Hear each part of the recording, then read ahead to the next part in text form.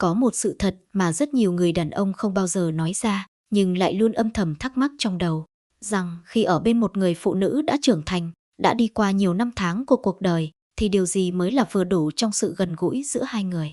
Họ băn khoăn, họ so sánh, họ tự tạo áp lực cho chính mình, rằng liệu mình có đang làm đủ hay chưa, có đang khiến người phụ nữ bên cạnh thực sự cảm thấy trọn vẹn hay không. Nhưng càng cố đi tìm một con số cụ thể, họ lại càng lạc lối, bởi vì điều họ đang tìm vốn dĩ không phải là một con số. Phụ nữ khi còn trẻ, họ có thể dễ rung động bởi cảm xúc nhất thời, bởi sự mạnh mẽ, bởi những điều bùng nổ. Nhưng khi bước qua một độ tuổi nhất định, sau những va vấp của cuộc đời, sau những lần yêu, những lần tổn thương, thậm chí là những cuộc hôn nhân không trọn vẹn, họ bắt đầu thay đổi. Không phải họ ít cảm xúc hơn, mà là họ hiểu rõ hơn điều mình cần. Và điều họ cần, đôi khi lại đơn giản đến mức khiến nhiều người đàn ông bất ngờ, đó là sự an toàn, sự thấu hiểu và một cảm giác đủ đầy đến từ bên trong, chứ không phải từ những gì quá phô trương bên ngoài. Cơ thể của người phụ nữ theo thời gian sẽ có những thay đổi rất rõ ràng. Không còn sự nhạy cảm như thời đôi mươi, không còn sự bồng bột và cũng không còn dễ dàng bị cuốn theo những điều quá nhanh, quá mạnh. Thay vào đó, họ cần thời gian nhiều hơn để cảm nhận, cần sự chậm rãi để thích nghi và cần một sự tinh tế đủ lớn để không bị tổn thương.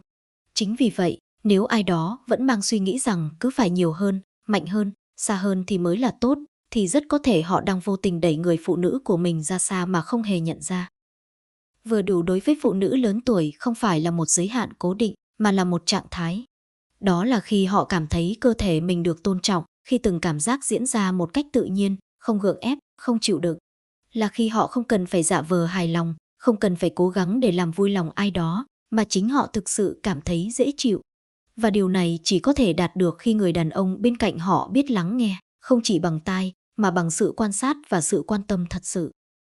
Có những người đàn ông luôn nghĩ rằng mình phải chứng minh điều gì đó trong sự gần gũi, rằng mình phải làm thật tốt, thật ấn tượng, nhưng họ quên mất rằng phụ nữ trưởng thành không còn đánh giá mọi thứ theo cách đó nữa. Thứ khiến họ rung động không phải là sự phô diễn, mà là sự tinh tế trong từng chi tiết nhỏ. Là cách bạn chậm lại khi cần, là cách bạn nhận ra một sự thay đổi rất nhỏ trong cảm xúc của họ, là cách bạn dừng lại đúng lúc thay vì cố gắng đi xa hơn.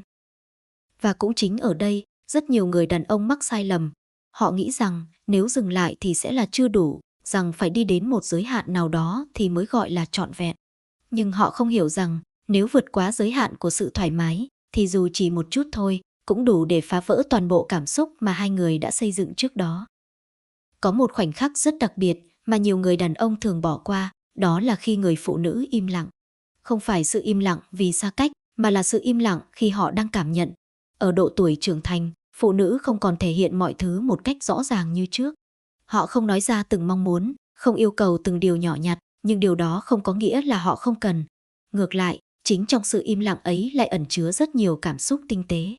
Nếu bạn đủ chậm để nhận ra, bạn sẽ thấy ánh mắt họ dịu lại, hơi thở họ thay đổi, và cách họ ở bên bạn cũng trở nên khác đi.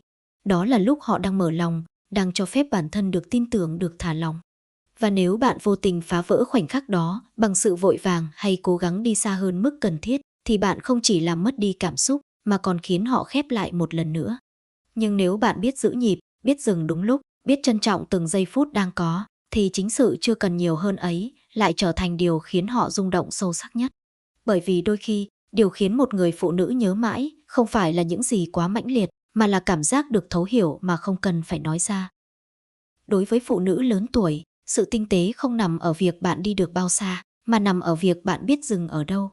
Có những khoảnh khắc, chỉ cần một sự kết nối nhẹ nhàng thôi cũng đủ khiến họ cảm thấy hạnh phúc.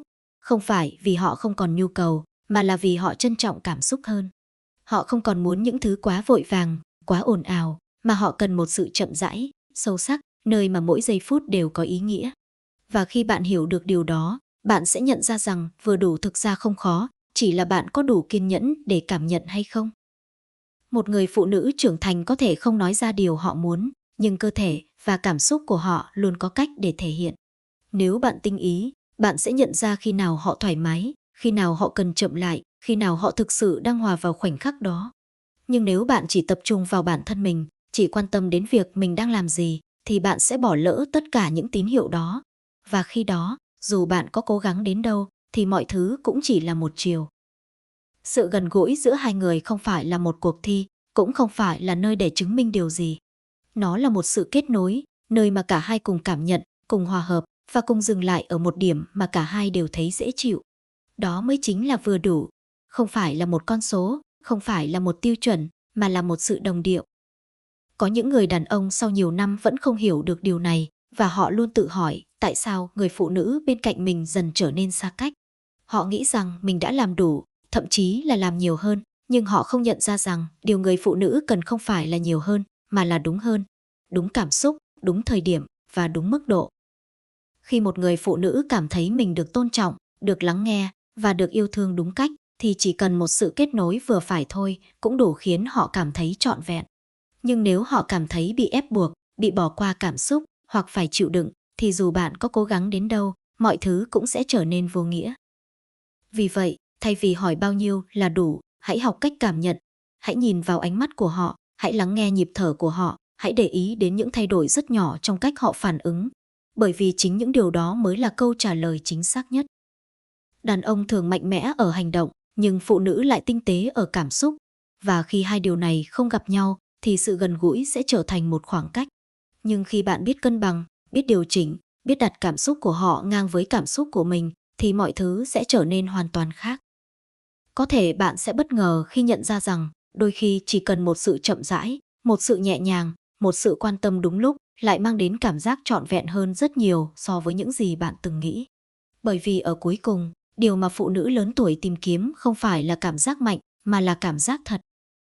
Và cảm giác thật đó không đến từ việc bạn đi bao xa, mà đến từ việc bạn đi cùng họ như thế nào. Nếu bạn hiểu được điều này, bạn sẽ không còn cần phải hỏi bao nhiêu là vừa đủ nữa. Bởi vì bạn sẽ tự cảm nhận được giới hạn đó, không phải bằng suy nghĩ, mà bằng sự kết nối thực sự giữa hai người.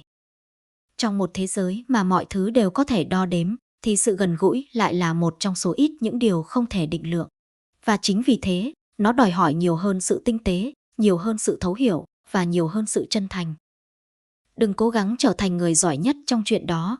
Hãy trở thành người phù hợp nhất với người phụ nữ của bạn. Bởi vì khi bạn phù hợp thì mọi thứ tự nhiên sẽ trở nên vừa đủ. Và đôi khi, vừa đủ lại chính là điều khiến người ta nhớ mãi. Nếu bạn đã đọc đến đây, có lẽ bạn cũng đã phần nào hiểu rằng điều quan trọng nhất không nằm ở kỹ thuật mà nằm ở cảm xúc. Và nếu bạn thực sự muốn xây dựng một sự kết nối lâu dài, thì hãy bắt đầu từ việc thấu hiểu, bởi vì đó chính là nền tảng của mọi sự trọn vẹn. Nếu bạn thấy những chia sẻ này có ý nghĩa, hãy để lại một bình luận để chia sẻ suy nghĩ của bạn. Và đừng quên theo dõi kênh để lắng nghe thêm nhiều câu chuyện sâu sắc hơn về tình cảm, hôn nhân và những điều mà đôi khi chúng ta không dễ nói ra trong cuộc sống hàng ngày.